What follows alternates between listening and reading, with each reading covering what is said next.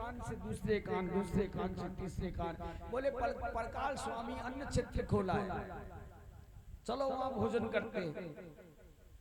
तो दिन में तो अपने घर में अपने खेतों में काम करें और शाम का समय होए पूरे वहां के वहां पंडाल भर जाए, वहां चले जाए, भोजन करे, अपने घर लौट आए। शेष बात कुछ बचता हो तो प्रकाश स्वामी प्रसाद ले लेते हैं भगवान का। धीरे धीरे धीरे धीरे कुटिया में जो पास में व्यवस्था थी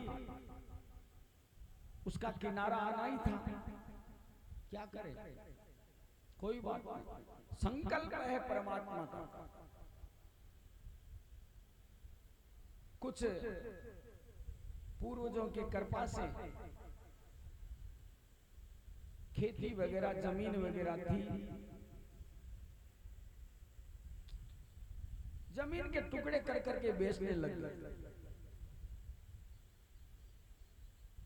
घर वाले सोचे कि क्या रे तू पागल हो गया क्या, आगे भविष्य की सोच क्या होगा तेरे परिवार का। वो बोले मैं नहीं जानता हूँ परिवार का क्या होगा, मेरा क्या होगा वो सोच रहा हूँ मैं मेरा संकल्प नहीं तोड़ूंगा। क्यों, आप लोग हकदार नहीं हो, अभी मैं हूं। तब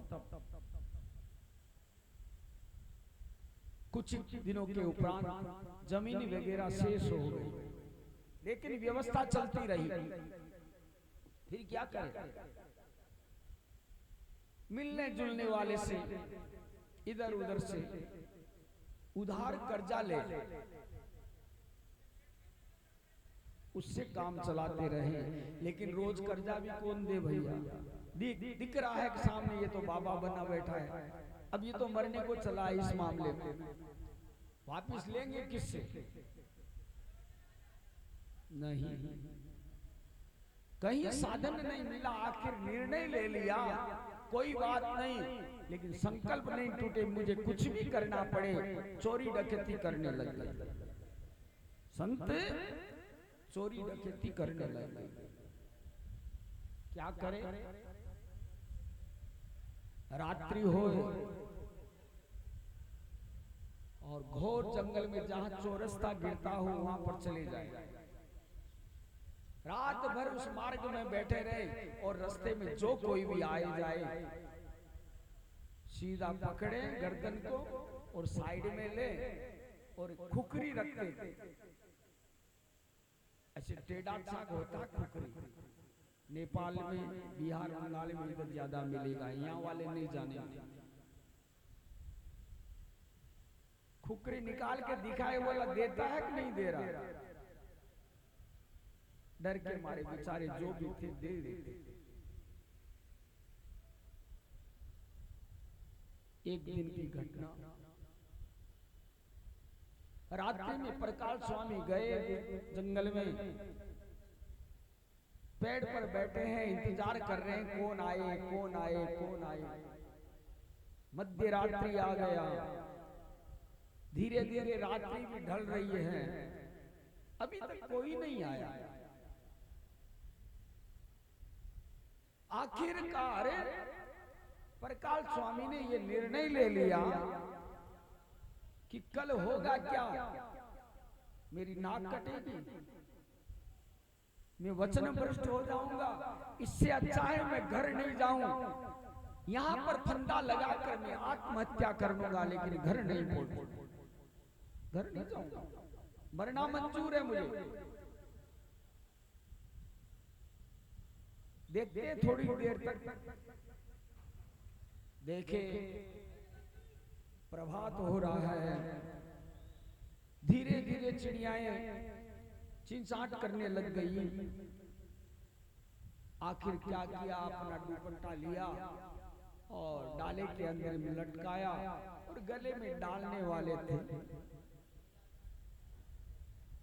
उतने में वैकुंठ में भगवान को हंसी आ गई, हंसी आ गई, और लक्ष्मी जी को कहा, लक्ष्मी, हाँ मालिक, बोले जल्दी वस्त्र कपड़ा पहन। अच्छे अच्छे कपड़े पहन सेठानी का रूप बना फटाफट। बोला रात्रि को? बोला हाँ। अरे ये भी बात कर, जितने भी तेरे पास गहने हैं ना सब गले में डाल ले, पहन ले पूरा, आज घूमने चलेंगे रात में।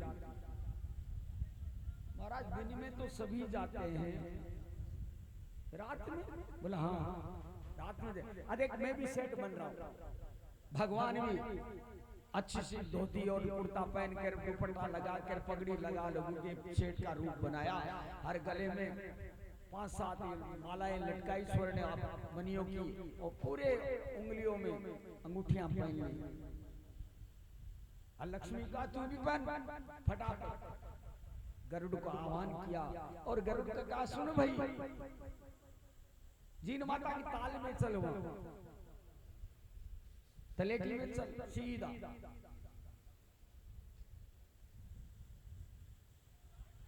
क्षण मात्र में ही गरुड़ जी उधर से आ रहे थे, उतने में परकाल स्वामी अपना खींचने वाले थे और उधर से भगवान सेठ के रूप में आवाज लगा रहे थे, भैया इस जंगल में कोई है क्या? कोई जंगल में है क्या? हम मार्ग भूल गए, रास्ता भूल गए, भैया कोई है क्या इस जंगल में रात में?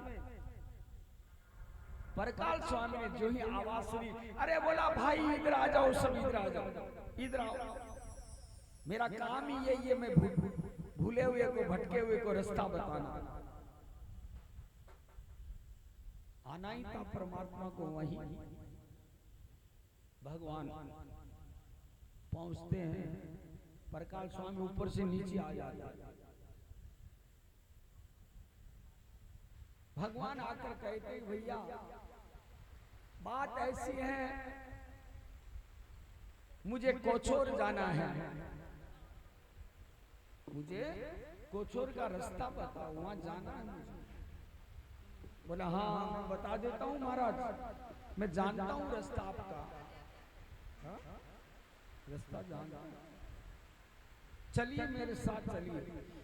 मन मन में परकाल स्वामी विचार कर रहे हैं, बोला ये दोनों सेठ सेठानी बहुत ही अच्छे आए,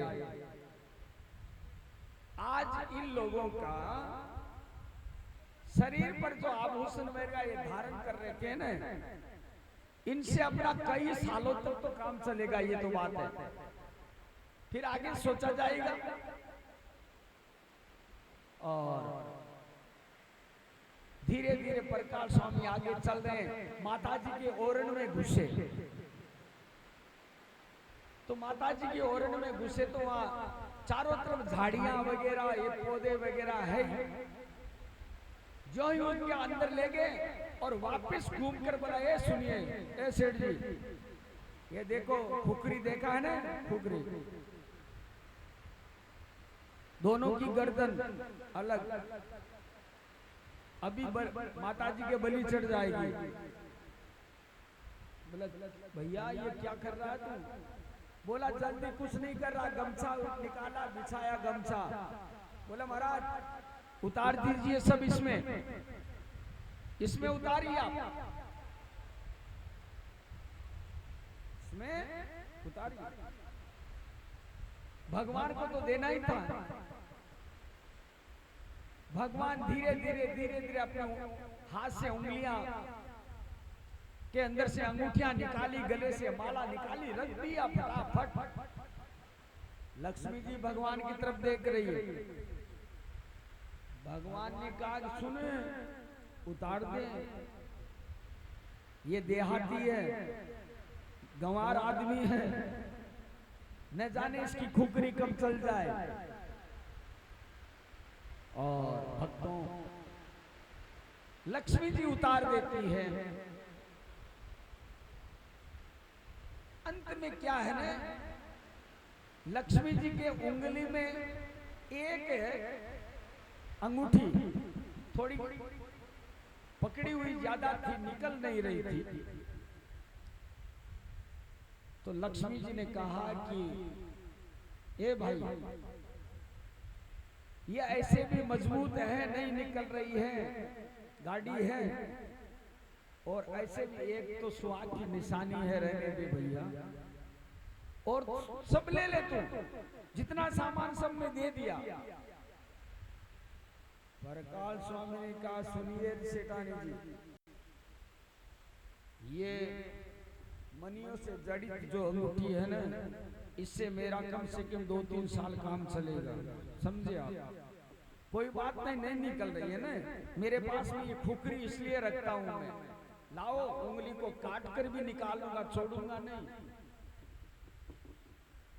जो ही उंगली पकड़े एक हाथ से और खुकरी को ऐसे किए, साक्षात सामने भगवान श्रीमन नारायण प्रकट हो गए। बोले लक्ष्मी नारायण भगवान की जय। भक्त को धन्य करने के लिए, परमात्मा को धन्य, भगवान कहते हैं कि मेरे भक्तों की यदि इज्जत जाती हो ना, मेरे भक्त का वचन यदि टूटता हो तो वहां चाहे मेरा वचन तोड़ सकता हूं, मेरे भक्त का नहीं तोड़ सकता। आज हस्तिनापुर के भीष्म, उन्होंने भी प्रतिज्ञा ली थी, अपनी उनकी प्रतिज्ञा न टूटे बोलकर भगवान ने अपनी प्रतिज्ञा तोड़ी, भगवान ने अपनी प्रतिज्ञा तोड़ी।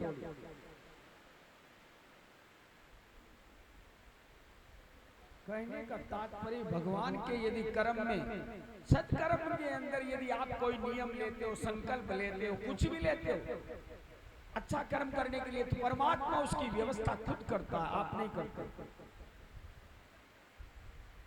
इसीलिए हमारे विस्मत जी भगवान के हाथों लक्ष्मी को सौंप दिया। भगवान का माधवगढ़ के अंदर में इनका विवाह हुआ, वृंदावन और मथुरा के बीच में ये माधवगढ़, वहां पर विवाह हुआ। आज भगवान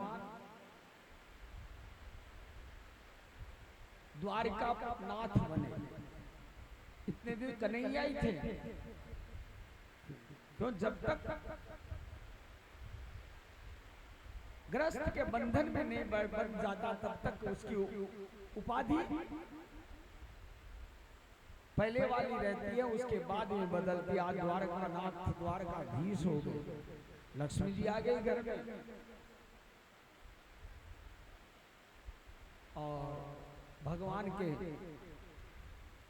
रुक्मिणी जी का पहला पुत्र हुआ था प्रद्युम्न, प्रद्युम्न जी महाराज। कौन थे ये प्रद्युम्न? साक्षात कामदेव, साक्षात कामदेव थे। कामस्तु वासुदेवांसो दग्ध प्रारुद्रमन्युना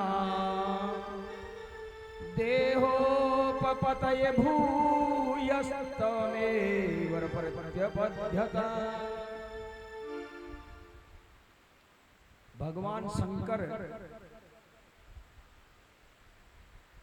को पराजित करने के लिए कामदेव गया था, लेकिन भगवान ने, रुद्र ने अपने नेत्र से उसको भस्म कर दिया था कामदेव को। उसी समय में रति देवी रोने लगी, तो रति देवी रोने के कारण भगवान ने आशीर्वाद दिया कि रति अभी तो नहीं, लेकिन कृष्ण अवतार में यही कामदेव आपको पुत्र पति रूप में मिलेगा।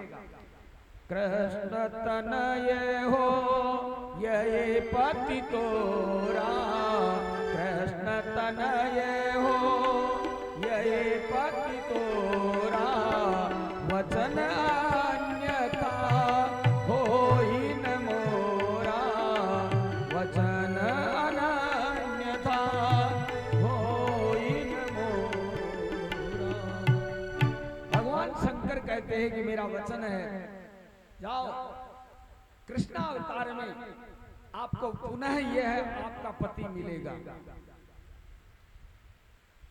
प्रद्युम्न जी महाराज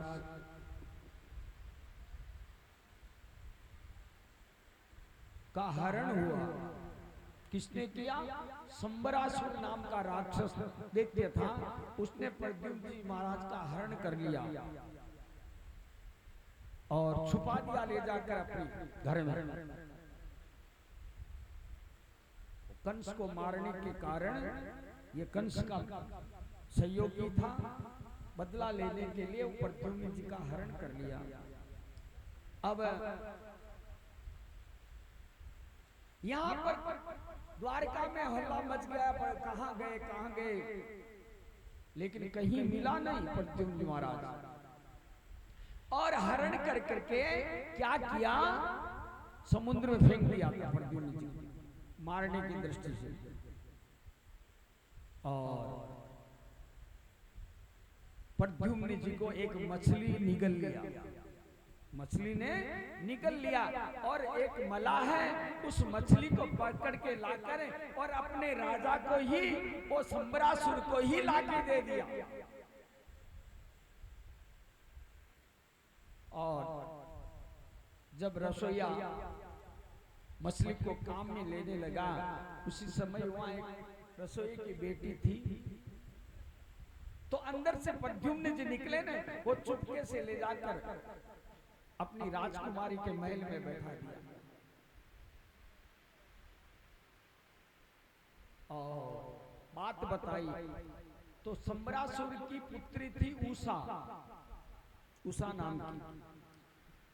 और जो ही उषा ऐसी तपस्विनी थी, भगवान का ध्यान किया, देखने लगी, और देखने पर मालूम पड़ा कि ये वही हमारा पति कामदेव है, मेरा पति कामदेव है। अभी छोटे हैं प्रद्युम्न जी, तो उनका मातृत्व भाव से सेवा कर रही है।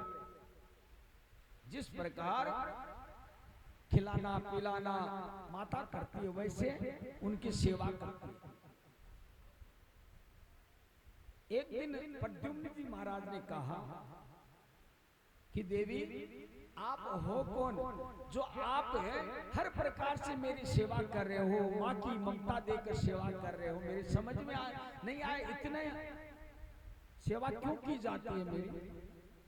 उसी समय उषा ने कहा, स्वामी आप मेरे पूर्व जन्म के पति हो, आप मेरे कामदेव, और मैं आपको प्राप्त करना चाहती थी, इसीलिए मेरा भी यही जन्म हुआ।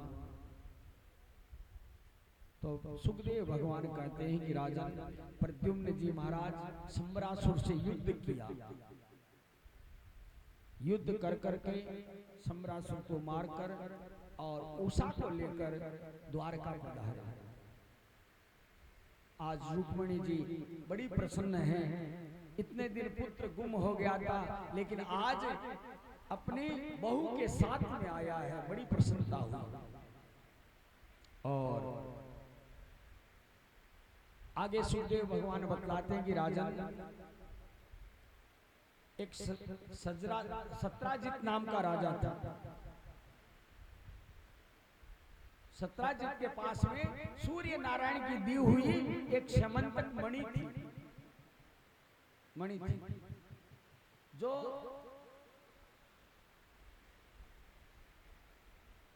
नित्य 16 तोला सोना देती थी नित्य।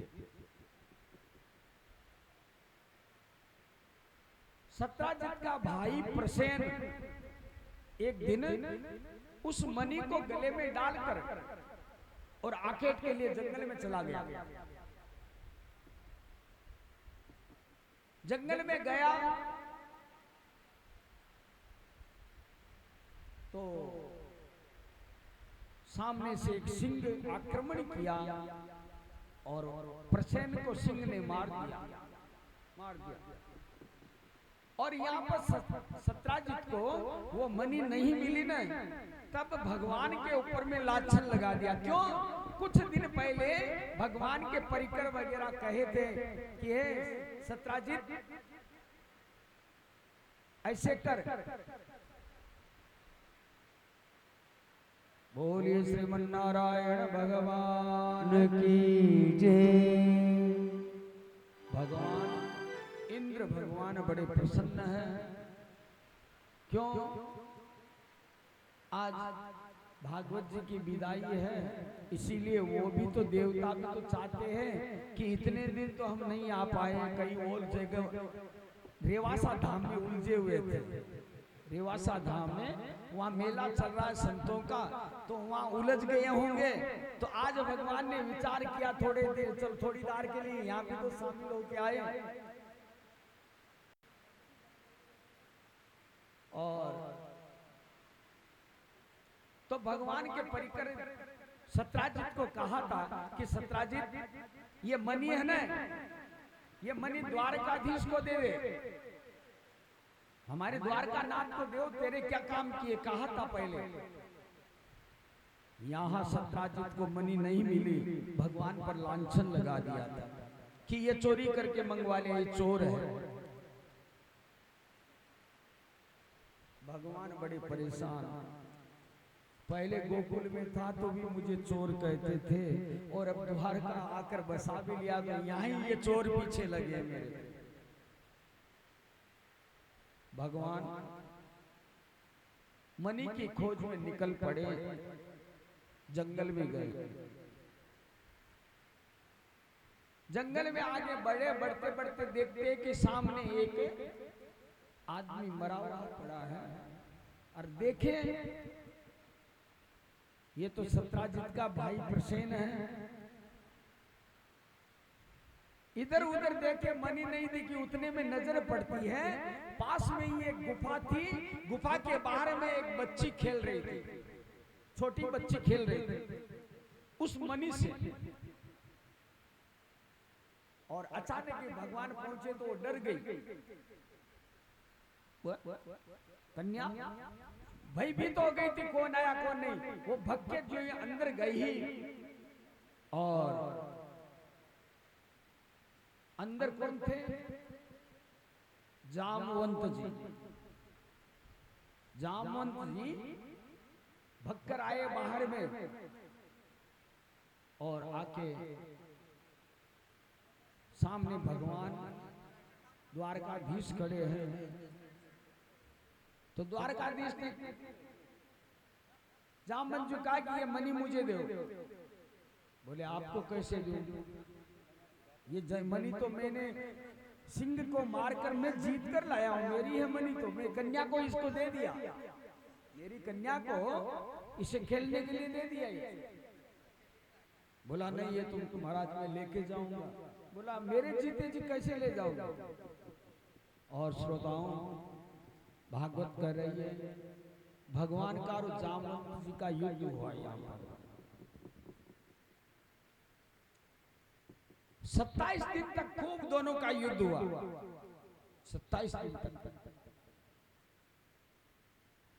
और 28वें दिन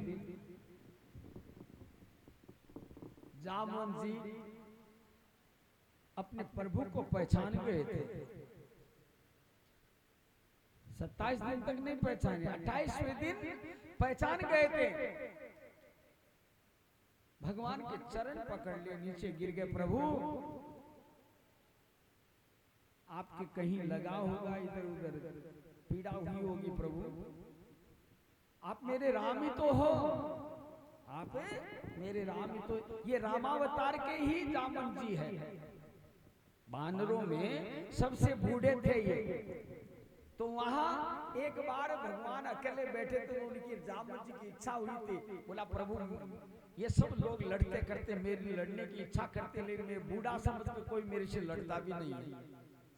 तब भगवान ये इच्छा पूर्ति की है। भगवान तब मणि के लिए कहा कि प्रभु ऐसे तो खाली मणि तो आपको मैं नहीं दे सकता। क्यों कि मैं कन्या को दे दिया, और कन्या को जो दान कर दिया ना वो वापस पिता लेता नहीं है प्रभु। क्या करे, ऐसे करो भगवान, आप इस कन्या को ले जाओ, आप इस कन्या को ले जाओ। आज भगवान का दूसरा विवाह हुआ, जामवंती नाम। और उसके उपरांत मणि लाकर परमात्मा राजसभा में बुलाकर और सत्राजित को दिया। सत्राजित मणि देखकर लज्जित हुआ, बहुत शर्मसार हो गया। आखिर भगवान के चरणों में गिर पड़ा। भगवान को कहा कि प्रभु ये मणि मेरे किसी काम की नहीं है। और सत्राजित भगवान को मणि अर्पण कर दिया। एक दिन भगवान और अर्जुन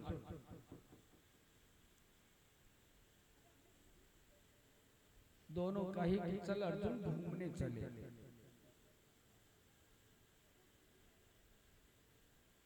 सत्राजित तो भगवान को मणि दिया ना, तो ऐसे नहीं दिया, पुत्री के साथ में सत्यभामा, सत्राजित की पुत्री थी सत्यभामा, सत्यभामा को कन्यादान में दे दिया।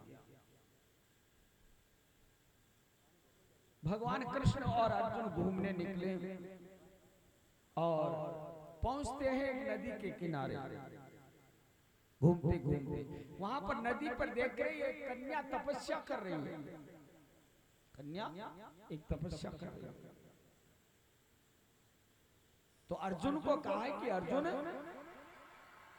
ये यहाँ घोर जंगल के अंदर में ये बाला क्या कर रही है, ये कन्या यहाँ पर पूछ तो सही कौन है।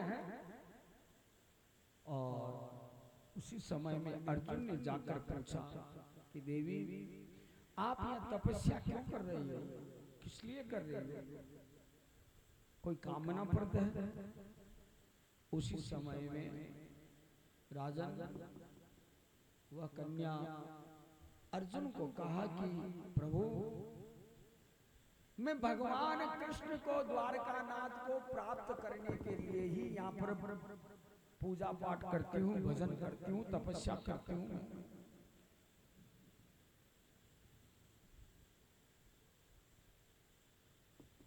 कालिंदी नदी के तट पर होने के कारण उसका नाम भी कालिंदी था।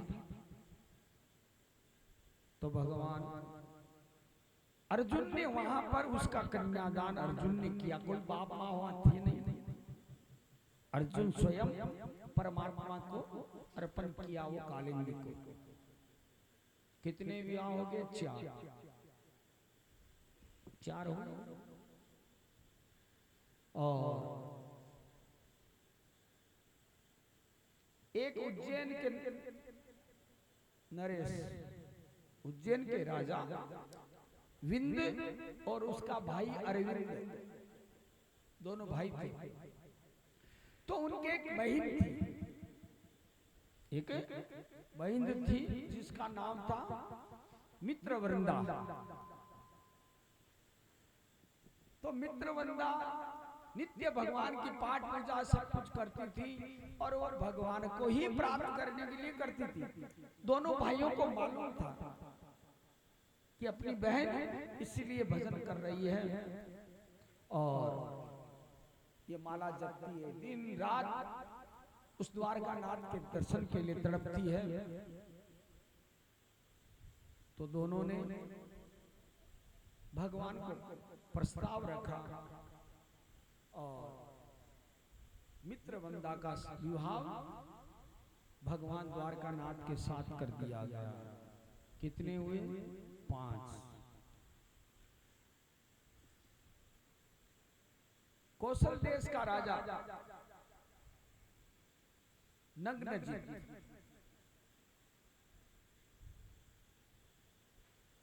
उसकी बेटी थी सत्या देवी।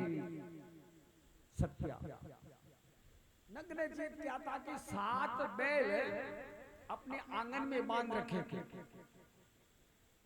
और उनका संकल्प था जो इन 7 बैलों के नाथ डाल देगा, नाकों को बीन देगा, उसके साथ मेरी कन्या का विवाह करूंगा। भगवान कृष्ण को मालूम पड़ा दुनिया में कोई भी ऐसा नहीं था कि उसके उन बैलों को बीन सके।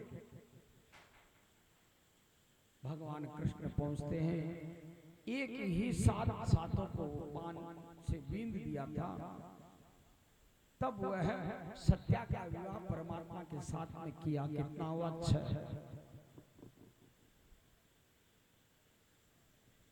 और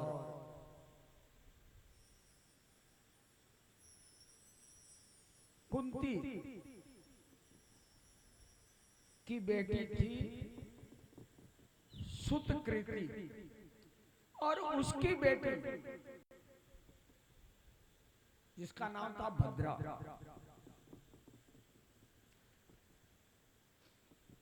तो सुतकृति बहुत पहले से, जब से अपने पांडवों के पक्ष में कृष्ण कन्हैया उनका रक्षा किया था, हर समय में उनका साथ दिया था, तभी से भगवान कृष्ण उसके मन में भाए हुए थे।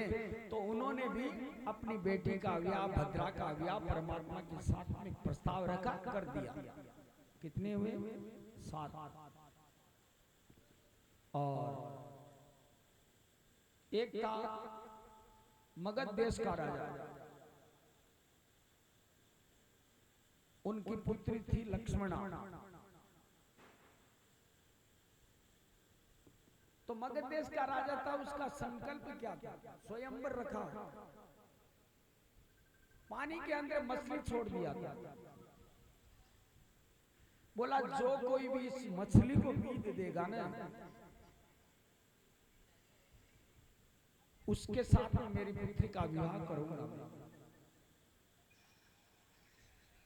तो वह भी भगवान कृष्ण ने ही उस मत्स्य का वेदन किया था और भगवान का लक्ष्मणा के साथ में विवाह हुआ। कितने हुए? 8 हो गए पूरे, फिनिश। भगवान के आज 8 विवाह हुए।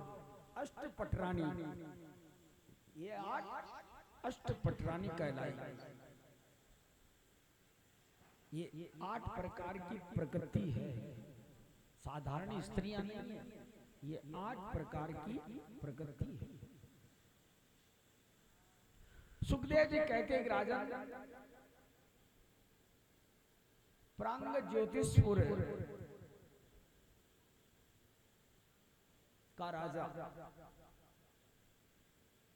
भौमासुर, ऐसे नाम इसका बानासुर भी था।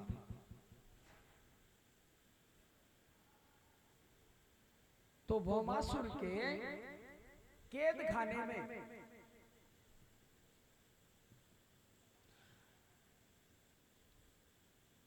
कन्याएं बंद थी।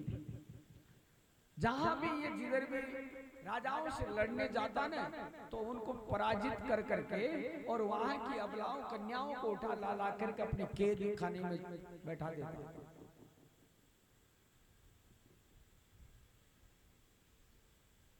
तो भगवान को मालूम पड़ा, भगवान वहां पहुंचते हैं और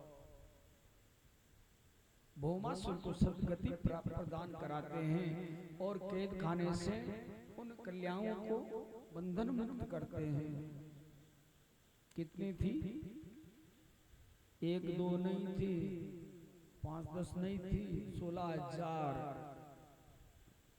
16,000 कैद खाने में कन्याएं बंद थी। तो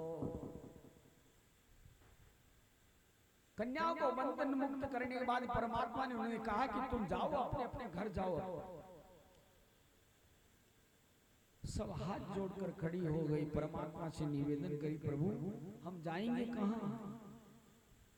हमें हमारा परिवार अपनाएगा नहीं, स्थान नहीं देगा घर में। हे भगवान, आप जगदीश हो, संसार के सर्जनहार हो आप।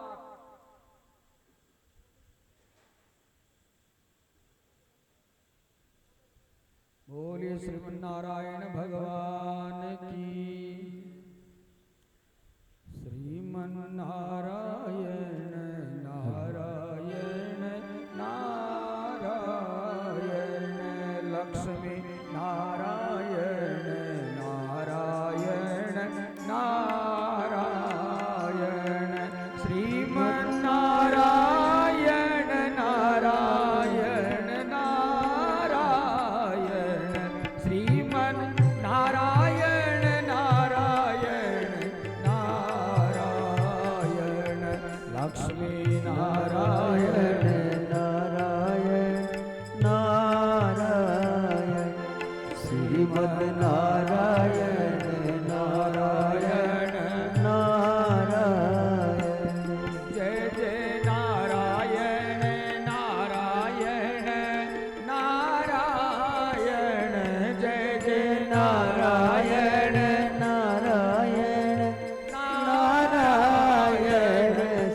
नारायण नारायण बोलो सभी बोलो नारायण नारायण श्रीमद नारायण नारायण नारायण माता नारायण पिता नारायण माता नारायण पिता नारायण सद्गुरु नारायण नारायण नारायण ओ सतगुरु नारायण नारायण नारायण श्रीमन नारायण नारायण नारायण ओ श्रीमन नारायण नारायण नारायण भगवान नारायण नारायण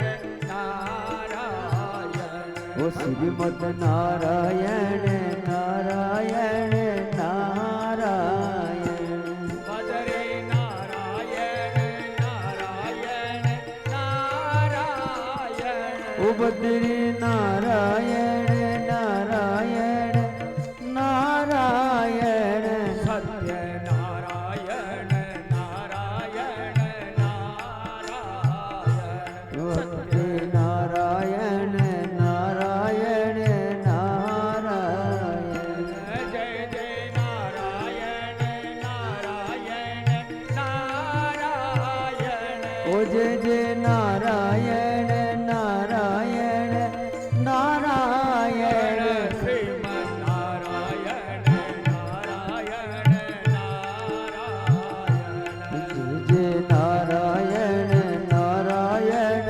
नारायण श्रीमन नारायण नारायण नारायण ओ श्रीमद नारायण नारायण नारायण बोले द्वारकाधीश की जय हो हाँ तो भगवान ने उन कन्याओं को कहा कि बालाओ अपने अपने घर जाओ। उन्होंने कहा कि प्रभु हमें अपनाएगा कौन? तब परमात्मा ने उन्हें अपनाया 16,000 को। 16,000 क्या थे? साधारण कन्याएं नहीं थी। यह अपने वेदों की ऋचाएं थी। वेदों की ऋचाएं थी, मंत्र थे वेदों के, जो भौमासुर जगह जगह से अपने शास्त्र से वेदों के ये मंत्र चुरा लिया था और लाके मैन जो प्रधान थे, जो वह लाके अपने कारागार में वहां रख रखा था। वही परमात्मा वापिस उन ऋचाओं को अपनाए। शास्त्र की भाषा बड़ी विचित्र है भाई लोग। इसीलिए यदि ठीक से यदि नहीं समझ पाओगे ना, भ्रमित हो जाओगे, भ्रमित हो जाओगे।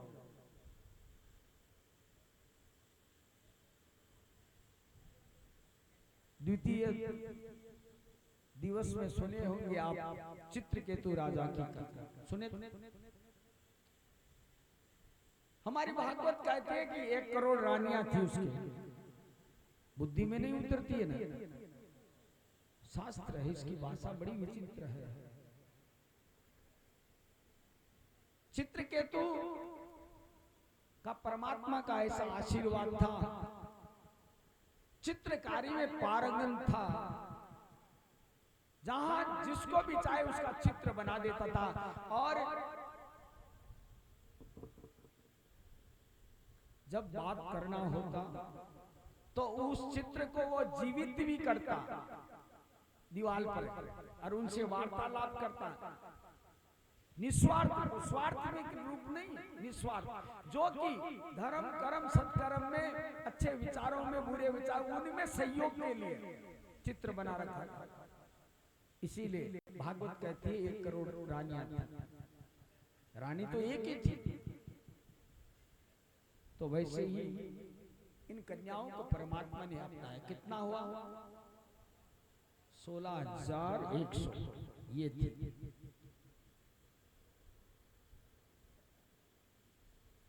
भगवान आज द्वारका में सबको अलग अलग जगह व्यवस्थित किए और भगवान का जो पुत्र प्रद्युम्न था ना, उनका पुत्र था अनिरुद्ध। प्रद्युम्न जी महाराज का पुत्र अनिरुद्ध, इन्हें भगवान का पोता पुत्र। ये अनिरुद्ध जी महाराज क्या बानासुर था, उसकी पुत्री मन में तस्वीर बैठ गई थी इस अनिरुद्ध जी के बारे में। सपने में वो दिखाई दिए रात्रि में। तो सुबह कुमलाया हुआ चेहरा, कुछ चिंता की मुद्राएं चेहरे पर। तो उनकी सखी ने पूछ लिया कि राजकुमारी बात क्या है, इतनी आज चिंतित दिखाई दे। उसी समय में कहा कि क्या बताऊं, ये ऐसा ऐसा चेहरा मेरे नजरों में अंदर बस गया है, तब से मुझे बेचैनी है। बोला चेहरे को जानती हो? बोला इससे तो क्या बताऊं। तो उसने चित्र बनाए जगह हर राजकुमारों को। चित्र बनाने पर जो ही अनिरुद्ध जी महाराज का चित्र सामने आया, बोला हाँ यही है। वह दासी रात्रि में ही अनिरुद्ध जी महाराज को सोए हुए को उठाकर लाकर वहां रख दिया। और यहाँ भगवान को मालूम पड़ा, वहां पहले बानासुर को मालूम पड़ा कि मेरी कन्या अकेली रहती है, यहाँ अंदर में कौन है। तब पता किए कि ये प्रद्युम्न जी का लड़का है, भगवान कृष्ण का पुत्र। काफी युद्ध हुआ। फिर भगवान को नारद जी ने जाके कहा कि ऐसी ऐसी बात है प्रभु, आपका पुत्र यहाँ पर है। भगवान सेना लेकर पहुंचते हैं। यहाँ बानासुर के शिवजी को प्रसन्न कर रखा था और शिवजी रक्षा करने के लिए वहां बैठे रहते थे हरदम। और यहाँ पर आज हरि और हर का दोनों का युद्ध हुआ, क्योंकि भगवान ने अपने पुत्र को चाहा, लेकिन शिव जी ने कहा कि नहीं, मैं भी रक्षा के लिए हूं यहाँ पर। आप अपने पुत्र को लेने आए तो मेरा भी कर्तव्य, मैं मालिक की रक्षा करूं मैं। तो दोनों में आज युद्ध हुआ। महादेव माहेश्वर नाम का ज्वर था, उसे छोड़ दे परमात्मा उसे निस्तेज कर दिया। महादेव क्षमा याचना किए और अनिरुद्ध जी महाराज को भगवान लेकर आए। आगे राजा परीक्षित जी को सुखदेव भगवान सुनाते कि राजा, एक था नृग राजा, तो वह किरगांठ बन गया था, किरगांठ, और कुएं में गिरा हुआ था। भगवान कृष्ण अपने बेटों के साथ में खेलने के लिए उधर गए थे। तो वहां पर बच्चे खेल रहे थे, खेलते खेलते कुएं में झांके तो एक बड़ा भारी गिरगिट आकर भगवान को कहा। भगवान उसे बंधन मुक्त किए, अंदर से निकाले, उस योनि से मुक्त किए। गिरगिट कैसे बना? कि नृग राजा गायों का दान करता था, नित्य एक गाय का दान नित्य करता था। तो एक बार एक गाय किसी ब्राह्मण को दान दिया। वह गाय ब्राह्मण के घर पहुंचकर बाद में रस्सी खुल गई, दौड़कर आ गई, उन्हीं गायों में मिल गई थी। नृग राजा के उन्हीं गौशाला के गायों में मिल गई थी। जब दूसरे दिन दान देने का अवसर आया, दूसरा ब्राह्मण आया, वही गाय उनको दान दी। राजा को ध्यान नहीं है, अनजाने में दी वो, और वह सामने गाय लेकर जा रहा था। जिसको पहले दिन जिस ब्राह्मण को दान दी वो सामने मिल गया, दोनों में विवाद हुआ। ये मेरी गाय है, तो मेरी गाय है। राजा के पास गए, राजा का भाई मुझे तो मालूम, अब मैं तो इनको दे दी दान। तो दान देने पर दूसरे को फिर देने पर दान, उसे क्या बनना पड़ता है? गिरगिट, किरगांड। ये योनि उसे प्राप्त होती है। आगे सुखदेव भगवान बतलाते हैं कि राजन, एक पौंड्रक नाम का राजा था। तो ये जब द्वारका नाथ प्रचलित हो गए थे उस समय में, यह भी पौंड्रक क्या था? जरासंध का मित्र था। तो ये नकली द्वारकाधीश बन गया। ऐसा कारीगरी लाया, किसी को लकड़ी के मिस्त्री को बैठा कर 4 हाथ बनवाए, वैसे के वैसे, वैसा चेहरा, वैसा, अरे वैसे ही कपड़े दिन में लगा ले और फिरता रहे, अपने को भगवान बताने लगा, मैं भगवान हूं, मैं द्वारका नाथ हूं। भगवान को मालूम पड़ा। भगवान पहुंचते हैं और उसकी छद्म वेश माया थी, उसका हरण किए परमात्मा। अपन भी भैया नकली दुनिया में बहुत नकल कर रहे हैं, बहुत नकल करते हैं।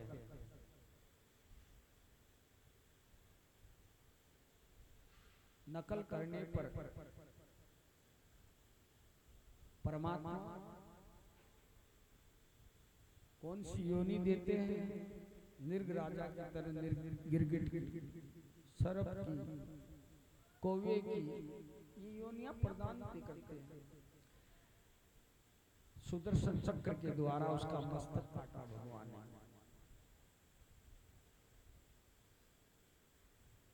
एक दिन की घटना, हस्तिनापुर में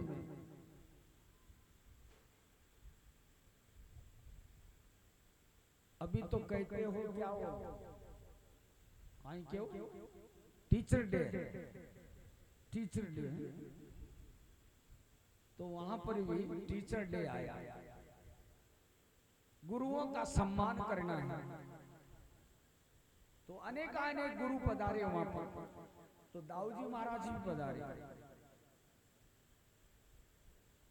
तो दाऊजी महाराज दुर्योधन के गुरु थे। ये गदा चलाना करना है ना, ये दाऊजी का सिखाया हुआ, ये नहीं जानता था पहले।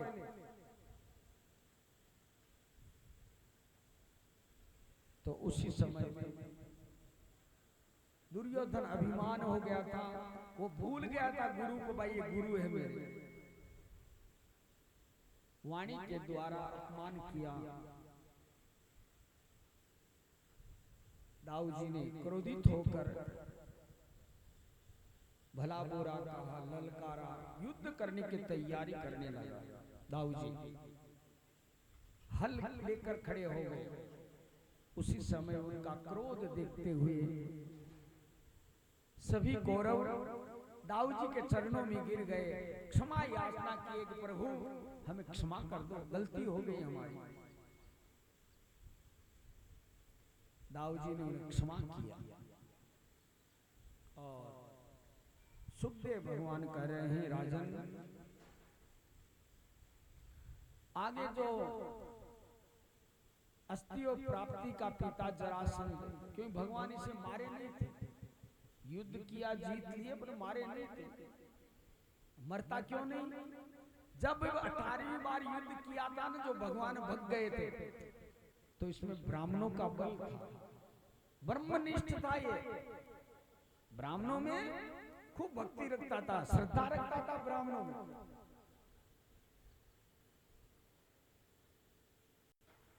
इसीलिए इसमें तेज था। यहां पर पांडव अश्वमेध यज्ञ करने की तैयारी करते हैं, लेकिन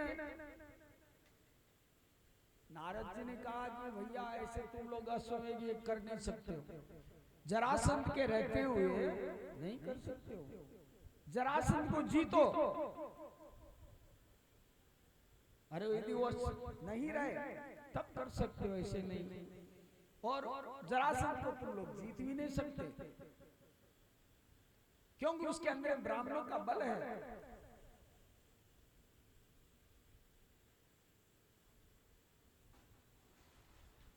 जहां जहां ब्राह्मण ताकत बनकर खड़ा है, वहां कभी उसका बाल बांका नहीं हो सकता।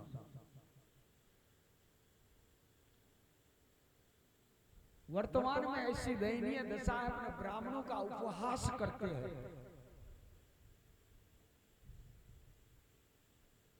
नीचे दृष्टि से देखते अपने ब्राह्मणों को। लेकिन ब्राह्मण पूज्यनीय है, वंदनीय है ब्राह्मण।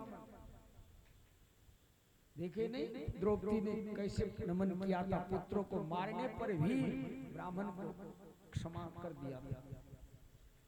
उनसे ही क्षमा मांगा कि प्रभु आप गुरु पुत्र है, गुरु है, ब्राह्मण जगत का गुरु है।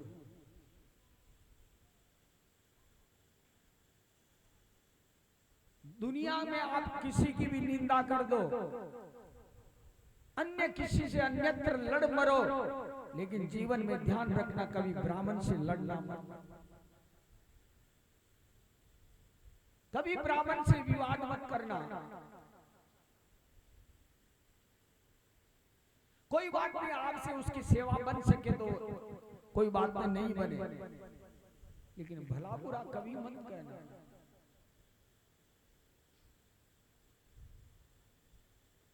आज देखे ना, श्रृंगी ऋषि का पुत्र वाणी के द्वारा श्राप दिया था राजा परीक्षित को, कोई नहीं बचा सकेगा उसको, कोई नहीं।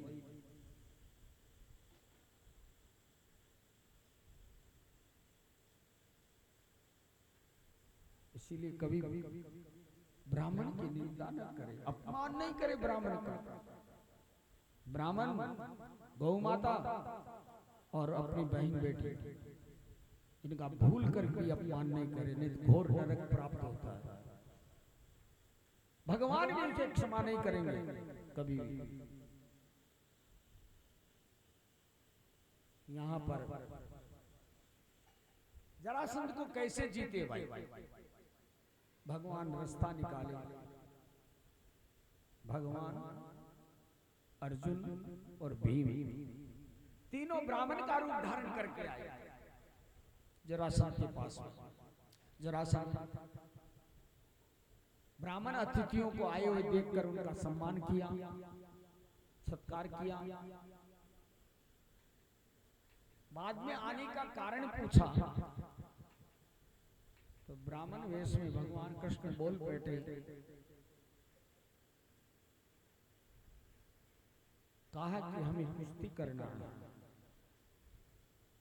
जरासंध ने कहा, मन में विचार किया, ये ब्राह्मण नहीं हो सकते, क्यों? ब्राह्मण कभी लड़ने के लिए नहीं कहेगा। ब्राह्मण के पास में हथियार है, ये मत समझो कि ब्राह्मण नियत्ता है। हथियार है, क्या चीज का हथियार है? शास्त्र का हथियार है उसके पास में। वो अस्त्र से नहीं लड़ता है, वो शास्त्र से लड़ता है।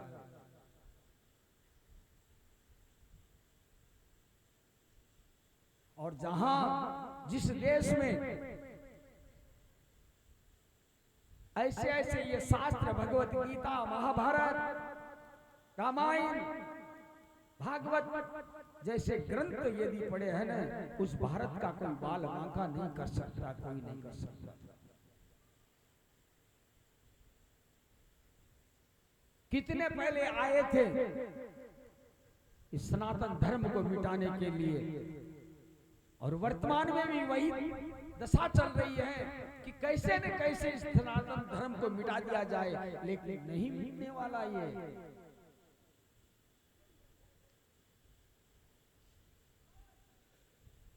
नहीं मिटने वाला। जो बनता है ना वह मिटता है। मिटता क्या है? जो बनता है तो मिटता है। ये बना नहीं है, बना हुआ है। इसने तो दुनिया को बनाया है। जितने भी पंथ धर्म कर्म जो भी निकले हुए संप्रदाय है ना, सनातन धर्म से ही निकले हुए हैं। सनातन धर्म किसी से नहीं निकला हुआ है। सनातन धर्म किसी से नहीं निकला है। निकले हैं तो सनातन धर्म से निकले हैं। किसी भी धर्म को ले लो आप।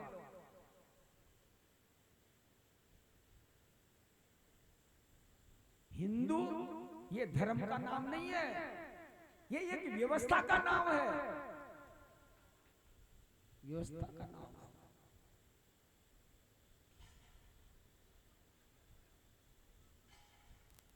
तो आज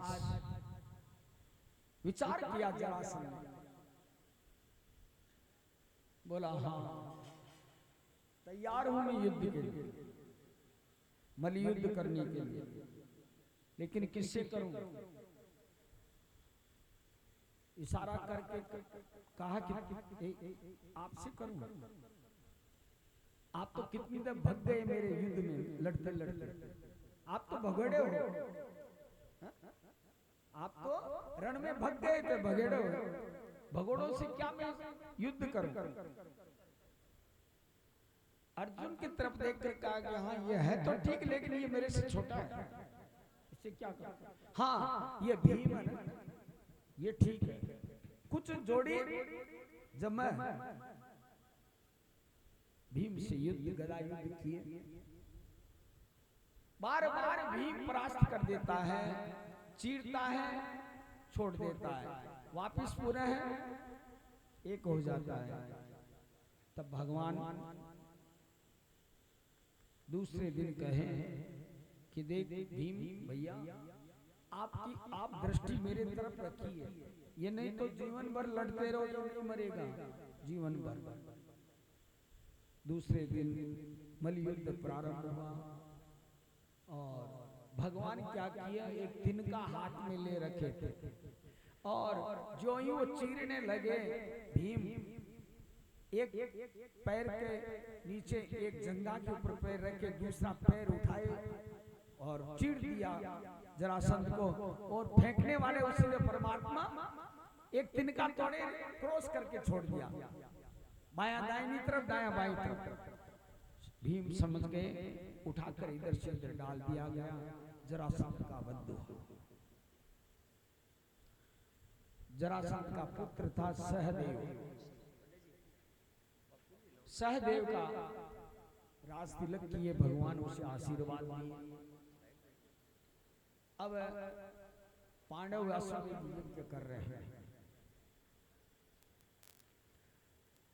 वहां पर सभी इंद्रलोक के देवता वगैरह, भूमंडल के संत महात्मा ऋषिगण उपस्थित हैं। अब यह बात है कि भाई यज्ञ तो करे अश्वमेध, लेकिन पूजा किसकी करे? प्रथम पूजा करे किसकी करे? तो कोई के गणेश जी की करो, कोई के शिव जी की करो, कोई के भगवान की करो, कोई के नारायण की करो। अलग अलग मत, अलग अलग। तो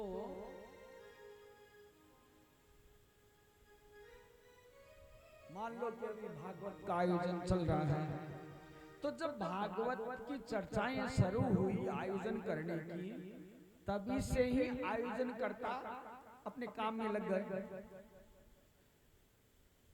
हर बच्चे को, हर घर के आदमी को एक काम सौंप दिया जाता है।